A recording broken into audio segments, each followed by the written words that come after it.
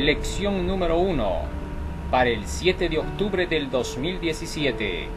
El apóstol Pablo en Roma. Hoy empezamos un nuevo trimestre en nuestra lección y estudiaremos el libro de Romanos, que al igual que Gálatas, es un libro sumamente interesante, puesto que nos habla las mismas cosas, pero desde distintos ángulos.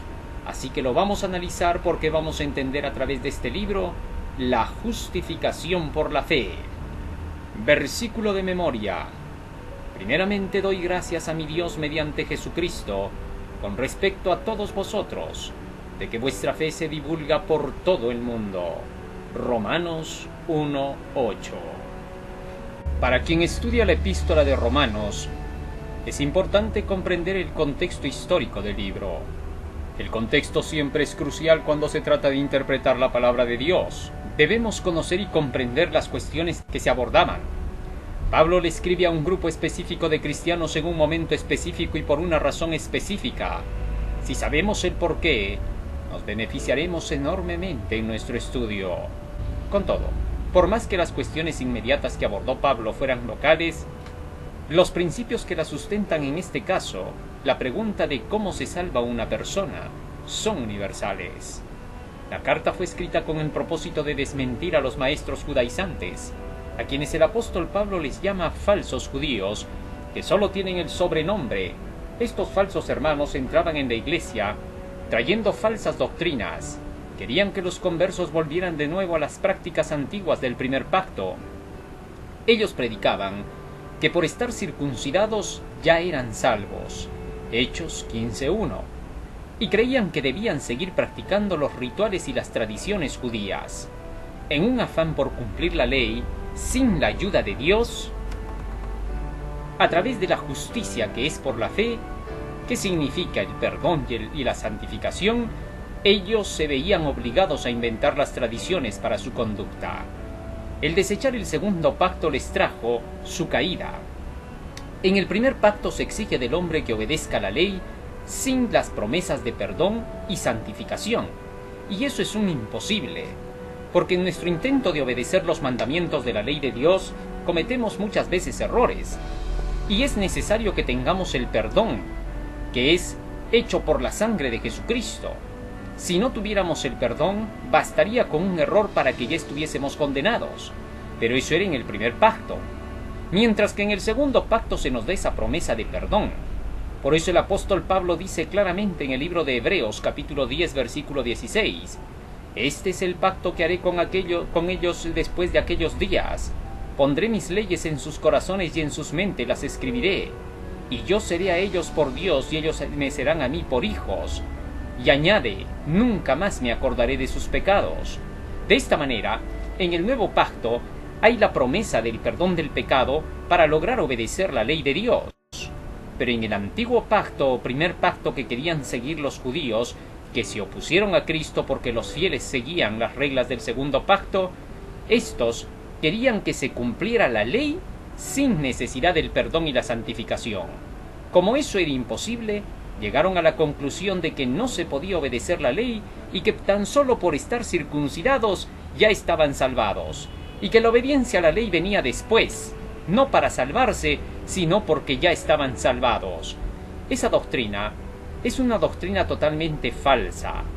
La Biblia le llama a esa doctrina inventada por los que se dicen ser judíos y no lo son. Solo se llevan el sobrenombre de judíos.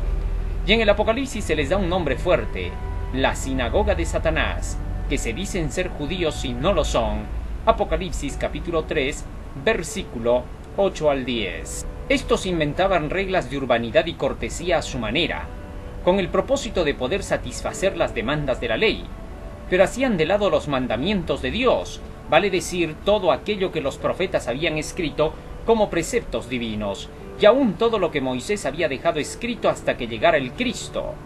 Por eso cuando Cristo vino dijo: habéis dejado los mandamientos de Dios para seguir vuestras tradiciones. San Marcos 7, 6 al 9. Estas tradiciones eran las reglas de cortesía, de moralidad que ellos habían inventado en un libro llamado la Didaché, o también conocido como la Mishnah. Varios de estos libros fueron escritos para poder llevar a la gente a la obediencia a la ley. Se les decía las obras de la ley, como lo hemos estudiado en el trimestre anterior en Gálatas. Y esto nos lleva al día domingo, la carta del apóstol Pablo.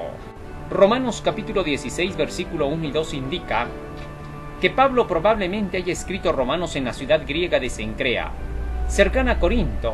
El hecho de que Pablo mencione a Febe, que vivía en el Gran Corinto, establece ese lugar como el contexto probable para la epístola a los romanos.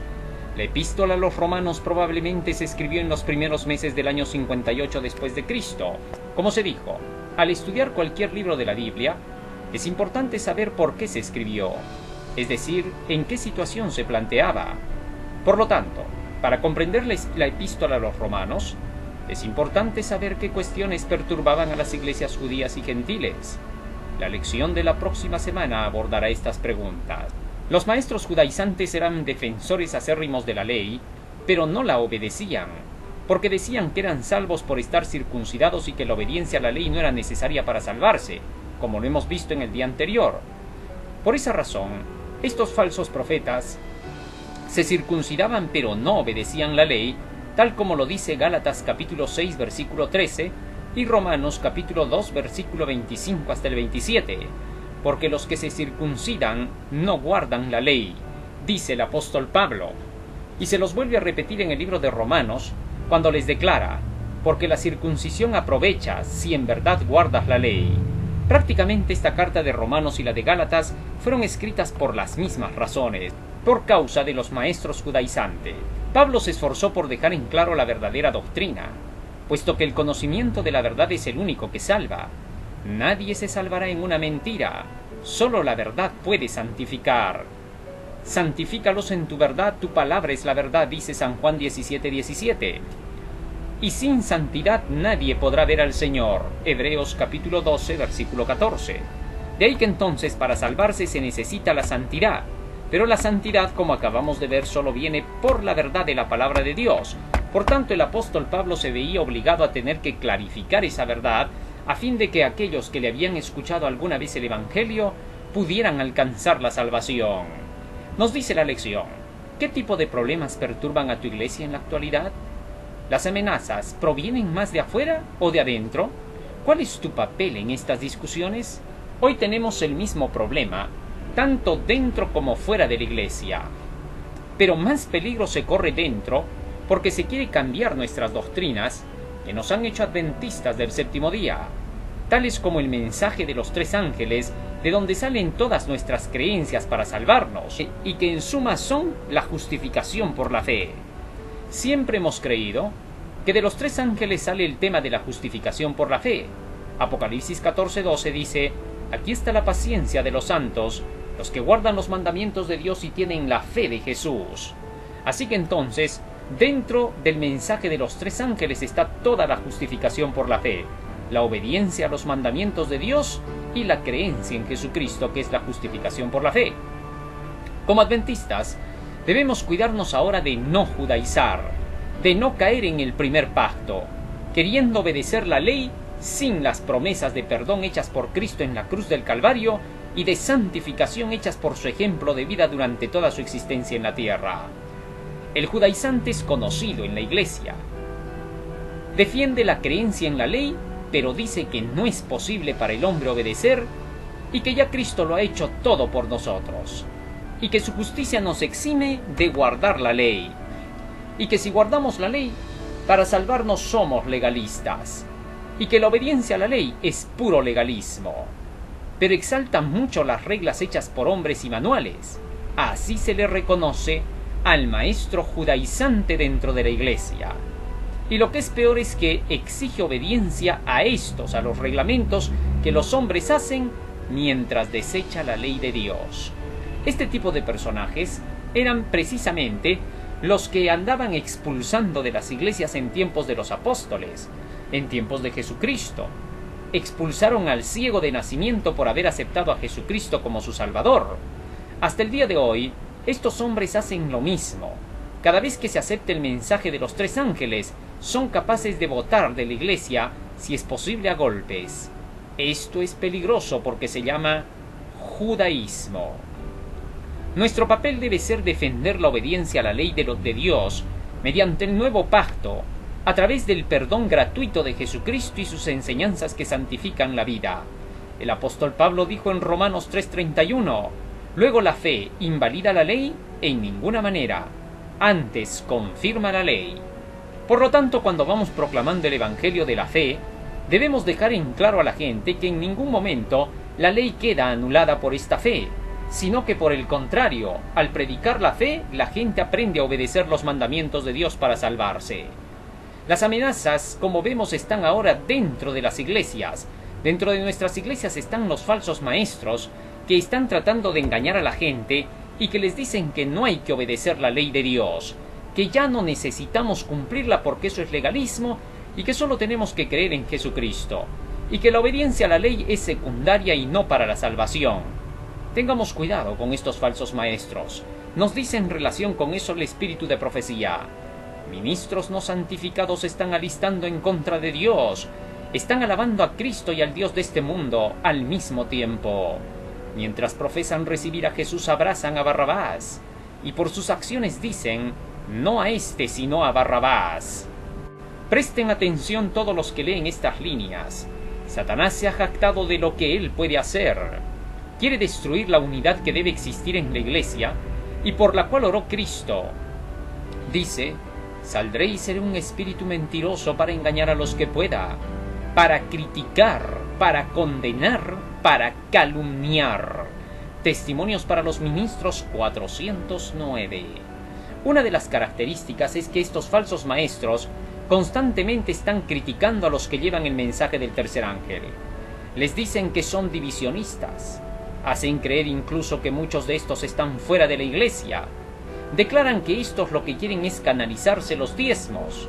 Inventan la idea de que estos enseñan a que la iglesia es Babilonia y que hay que salir de ella.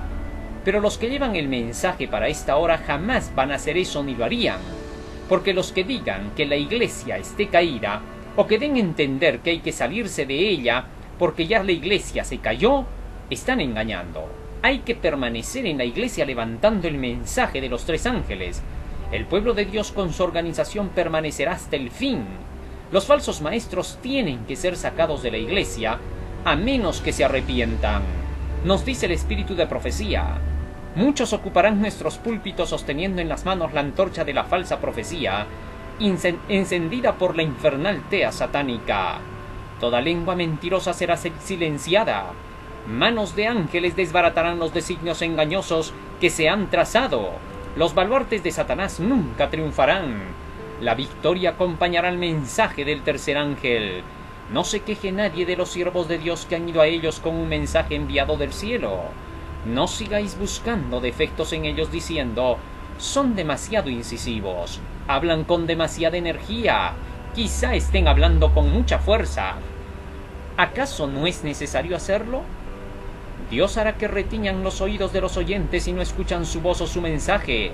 Él denunciará a los que resistan la palabra de Dios. Testimonios para ministros, página 410.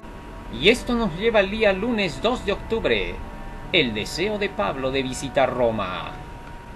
Es indudable que el contacto personal es la mejor manera de comunicarse en la mayoría de los casos. La mejor manera de comunicarse es personalmente, cara a cara. Por eso Pablo anunció en su carta a los romanos que tenía la intención de verlos en persona. Quería que supieran que iría y por qué. El gran misionero a los gentiles se sentía constantemente impulsado a llevar el evangelio a lugares nuevos y dejaba que otros trabajaran en lugares donde ya se había establecido el evangelio.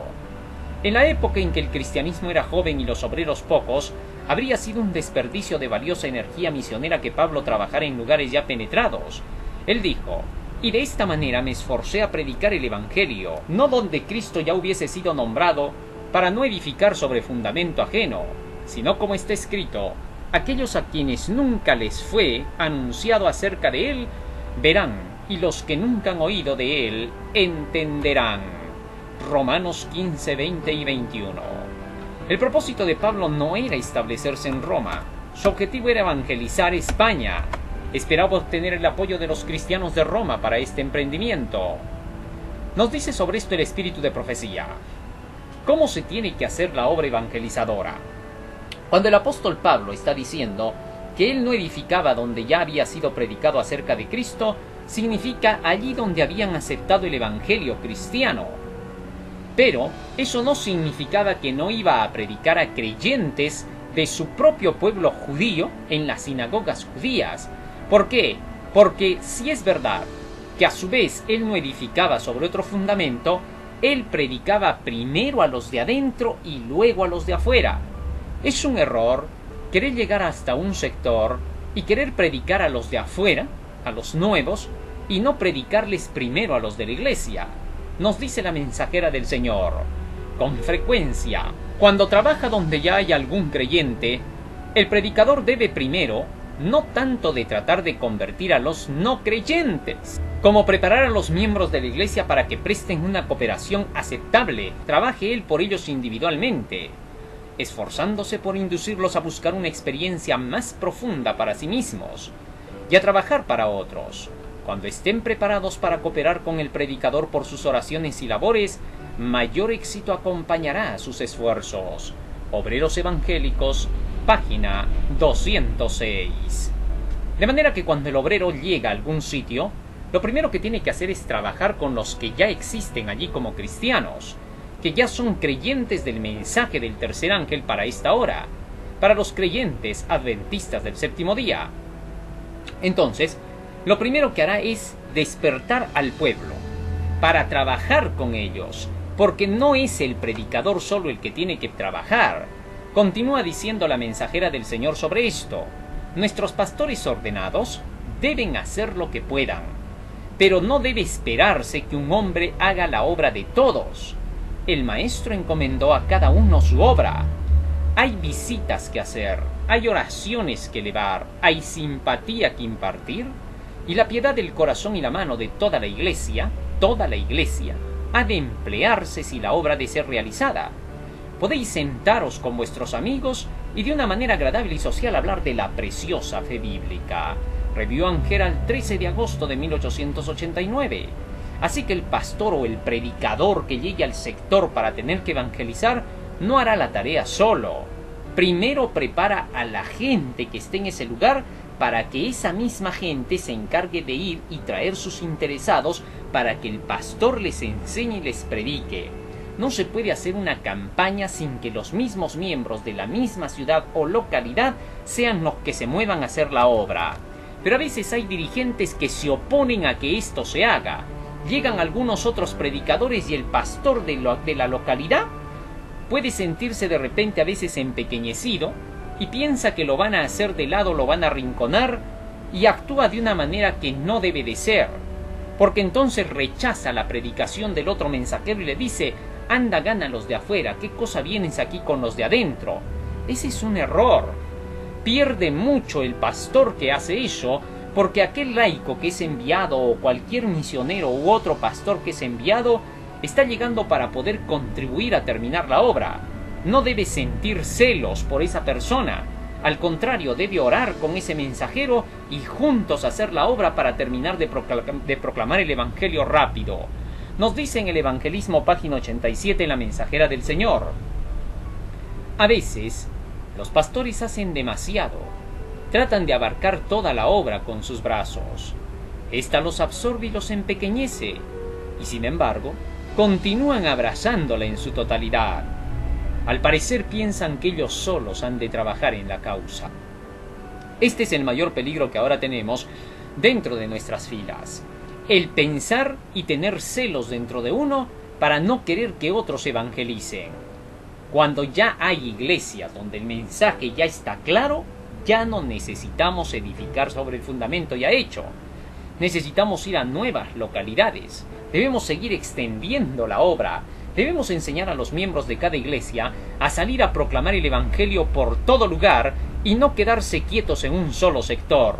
Ir a levantar nueva obra en nuevos lugares, y Dios los acompañará a los tales para que puedan cumplir su misión. Siempre que estén avanzando para poder hacer que crezca la obra, todo estará bien. Así que todos son bienvenidos a tener que llevar el Evangelio, pero previamente habiéndose preparado bien, establecidos en la verdad presente, para no hacer cosas indebidas ni crear más bien separación y desunión entre el pueblo del Señor. Debe haber una instrucción cabal. Por eso, cuando se llega a una zona hay que instruir bien a los miembros. La parábola de la oveja perdida debe ser una lección, nos dice el espíritu de profecía, para cada alma que ha sido rescatada de la trampa de Satanás.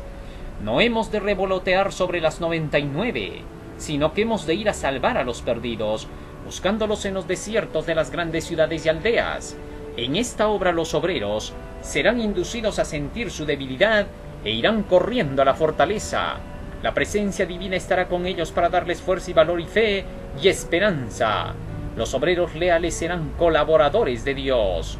Testimonios para los ministros, página 232. Así que entonces, para terminar la obra, hemos de ir trasladándonos de sitio en sitio para poder cumplir la misión. Y donde quiera que ya tengamos creyentes, con ellos hemos de trabajar. Con frecuencia los habitantes de una ciudad donde Cristo había trabajado deseaban que Él se quedara con ellos y continuara la obra entre ellos. Pero Jesús les decía que debía ir a otras ciudades, que no habían oído las verdades que tenía para presentar. Después de predicar la verdad a los que vivían en cierto lugar, los dejaba para que edificasen sobre lo que Él les había dado, mientras Él iba a otro sitio. Sus métodos de trabajo deben ser seguidos en la actualidad por aquellos a quienes Él ha encomendado su obra. Debemos ir de un lugar a otro para llevar el mensaje. Tan pronto como la verdad se ha proclamado en un lugar, debemos ir a amonestar a otros. Manuscrito 71, 1903. Todos aquellos que desean salir a hacer de esta obra deberán salir bien instruidos, capacitados y preparados para cumplir la obra, como lo hiciera Pablo y Bernabé. Pero, a su vez, aquellos que salgan no deben esperar a que alguien les dé permiso para tener que hacer su labor. Cuando llegan a algún sector deben enseñar en el sector que están trayendo la palabra del Señor, y en lugar de cerrarles la puerta a estos obreros, la Iglesia debe abrirles la puerta para que puedan recibir el Evangelio. No necesitan tener el permiso de algún hombre para tener que hacer esta labor. La Biblia no enseña así. El apóstol Pablo dice: yo no fui a ninguno de los que antes habían estado para tener que solicitarles permiso. Tan solo fui para poder escuchar el testimonio que tenían y solamente me dieron su diestra de apoyo. Así también es hasta el día de hoy. Debemos cumplir nuestra parte tal y conforme Dios nos lo ha dado. Y debemos hacer la obra para que pueda ser terminada pronto.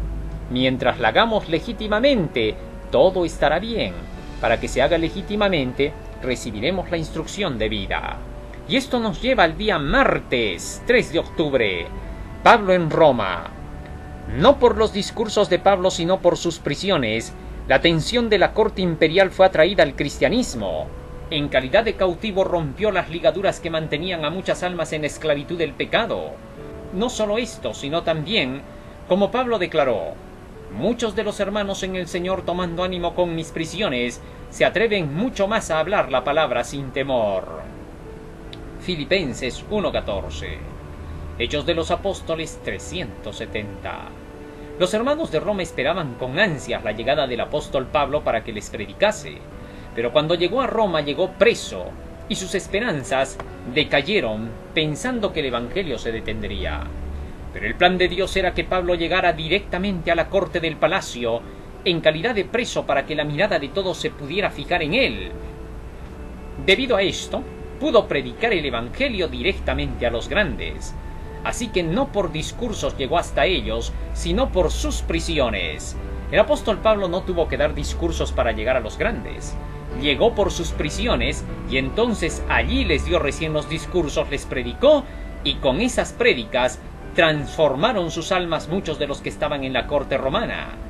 No debe entenderse que no predicó en Roma, sino que por medio de sus prisiones fue atraída la atención a él. Téngase cuidado, ya que el relato bíblico nos dice qué cosa hizo cuando ya estuvo en Roma. Nos dice así el libro de Hechos, capítulo 28, versículo 23.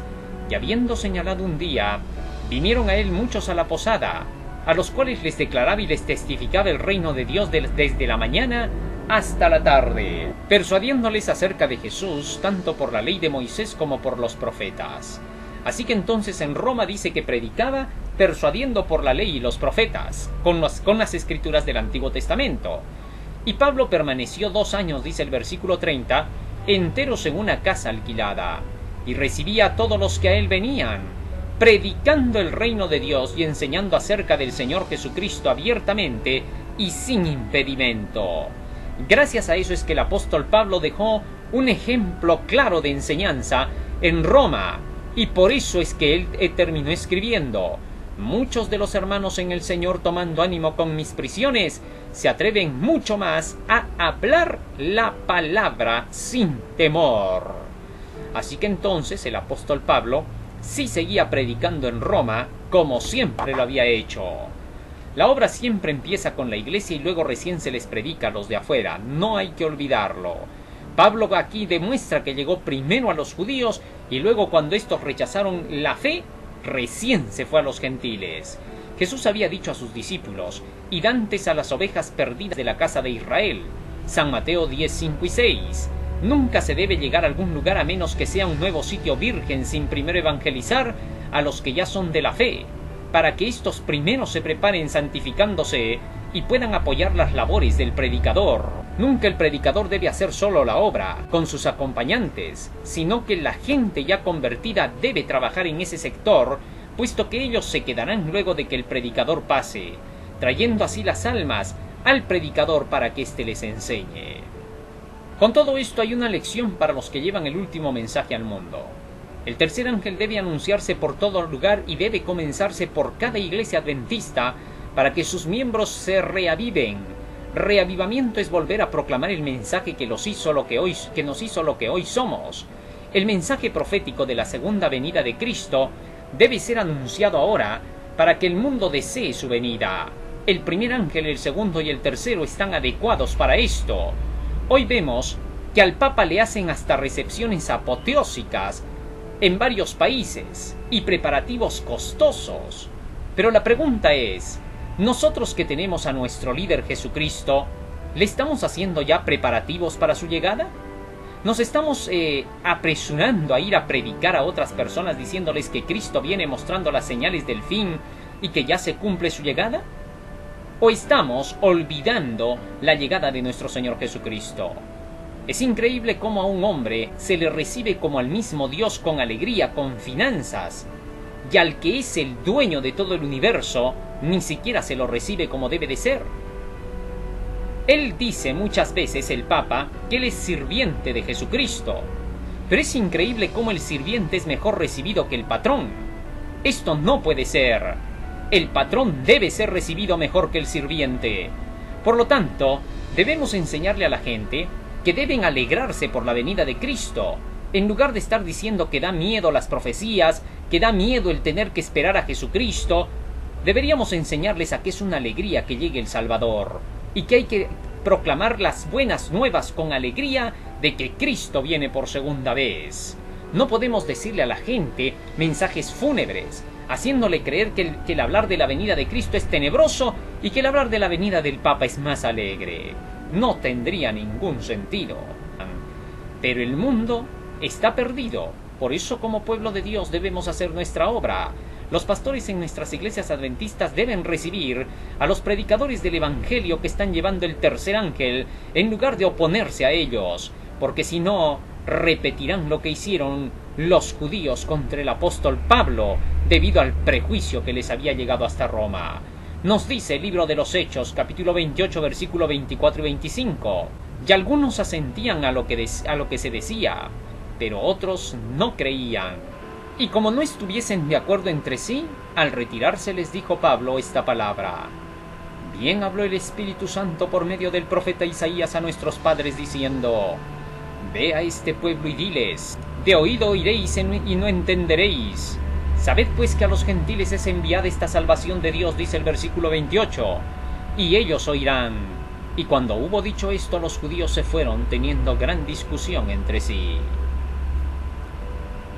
Y esto nos lleva al día miércoles 4 de octubre, los santos de Roma. Este es el saludo de Pablo a la iglesia de Roma. A todos los que estáis en Roma, amados de Dios, llamados a ser santos, gracia y paz a vosotros de Dios nuestro Padre y del Señor Jesucristo.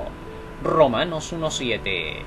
Amados de Dios, ¿qué cosa significa esto? ¿Por qué les dice amados de Dios? Refiriéndose a los de la iglesia.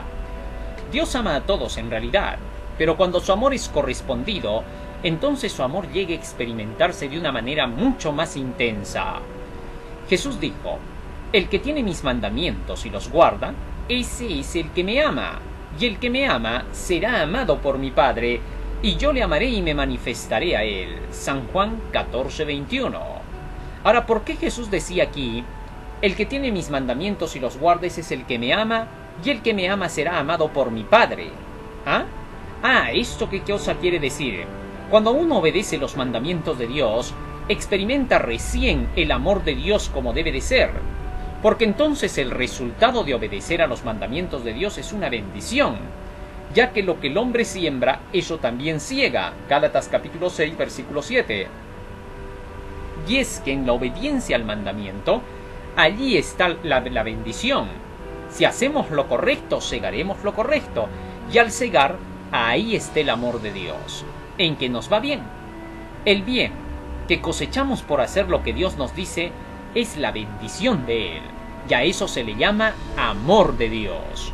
Y para los que conocen más el Evangelio y obedecen más y más amor reciben de Dios, porque cuanto más se conoce de la palabra de Dios y sus mandamientos, más perdón pedimos del pecado, porque encontramos muchos males que tenemos gracias a la lectura de la palabra y gracias a querer obedecer los mandamientos de Dios. Y por tanto, vamos a pedir más perdón que otros. Y eso hace que mientras más perdonados seamos, amemos mucho más. Jesucristo dijo claramente: un acreedor tenía 2 deudores. El uno le debía 500 denarios y el otro 50. Y no teniendo ellos con qué pagar, perdonó a ambos. Di pues, le dijo Jesús a Simón el fariseo, ¿cuál de estos 2 amará más? Y respondiendo Simón dijo: pienso que aquel al cual perdonó más. Y Jesús le dijo: rectamente has juzgado. Y es que esta es la verdad: a quien se le perdona más, amará más.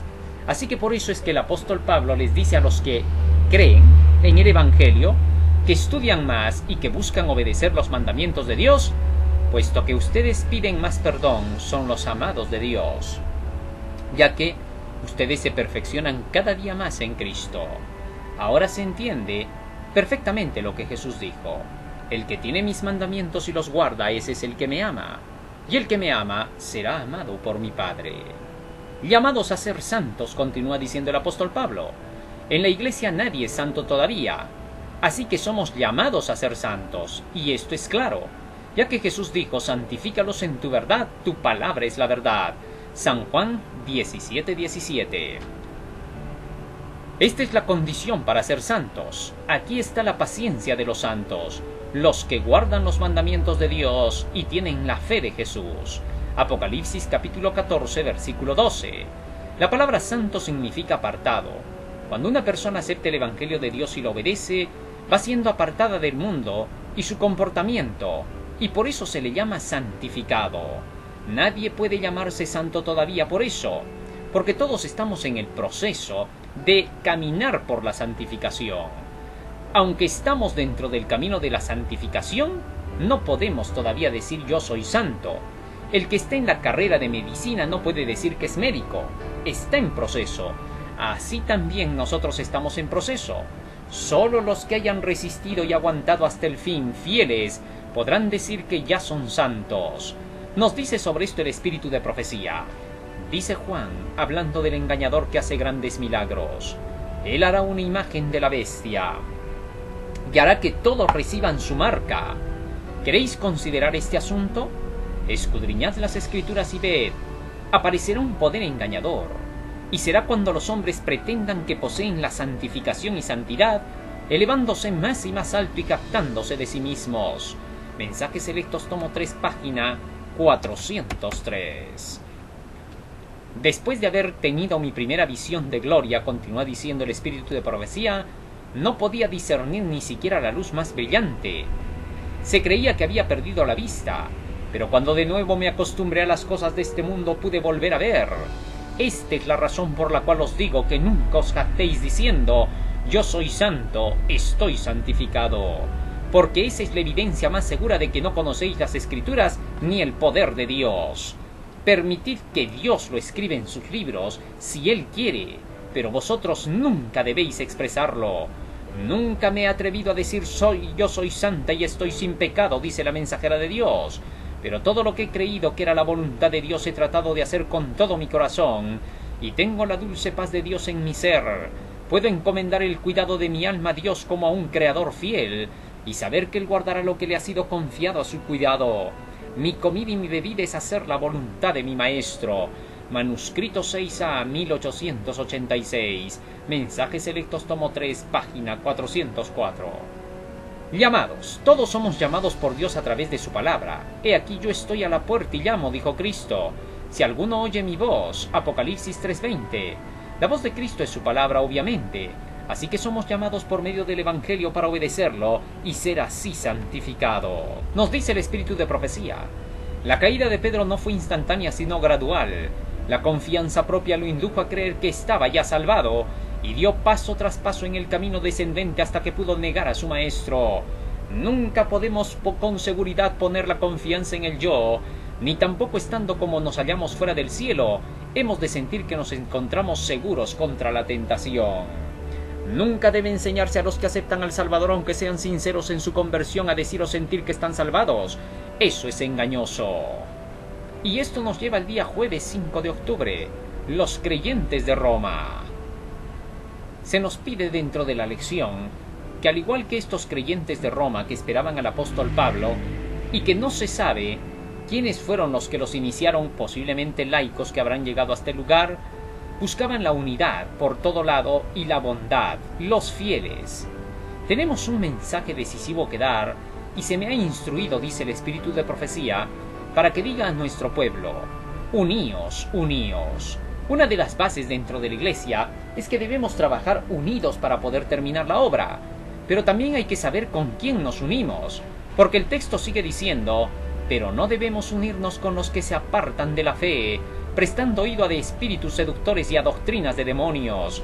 Con nuestros corazones enternecidos, bondadosos y fieles, tenemos que avanzar para proclamar el mensaje, sin prestar atención a los que se desvían de la verdad. Manuscrito 31, 1906. De manera que debemos unirnos sí para trabajar en la Iglesia, pero no nos hemos de unir con aquellos que están apostatando de la fe, vale decir, con aquellos que dejan el tercer ángel de lado y quieren implantar nuevas creencias distintas de los tres ángeles. Sigue diciendo el Espíritu de Profecía: ha llegado el tiempo cuando aún en la Iglesia y en nuestras instituciones algunos se apartarán de la fe escuchando a espíritus de error y a doctrinas de demonios. Presentemos un testimonio claro y directo sobre el asunto de que el hipnotismo está siendo usado por los que se han apartado de la fe, y que no debemos unirnos con ellos. Por medio de los que se apartan de la fe, se ejercerá el poder del enemigo para descarriar a otros. Carta 237, 1904. Y esto nos lleva al día viernes, para estudiar y meditar. Medita en la pregunta final del estudio del jueves. ¿De qué manera podría tu clase ayudar a mejorar la reputación de tu iglesia si fuera necesario? La iglesia necesita un reavivamiento y una reforma. Para eso se requiere de tener que repasar aquello que nos hizo adventistas del séptimo día. Una reconversión es necesaria, para lo cual el repaso de los mensajes que nos han hecho lo que hoy somos deben ser analizados y estudiados. Los libros de Apocalipsis y Daniel entendidos producirán un reavivamiento cual nunca se ha visto antes. Sin duda, cuando la Iglesia se ponga a estudiar las profecías de Daniel y Apocalipsis, una cosa se descubrirá: cómo es que llegamos a ser lo que hoy somos, cómo es que Cristo nos ha acompañado para hacer de nosotros el pueblo escogido y especial para esta última hora. Que Dios te bendiga, querido hermano. Maravillosa lección. Amén.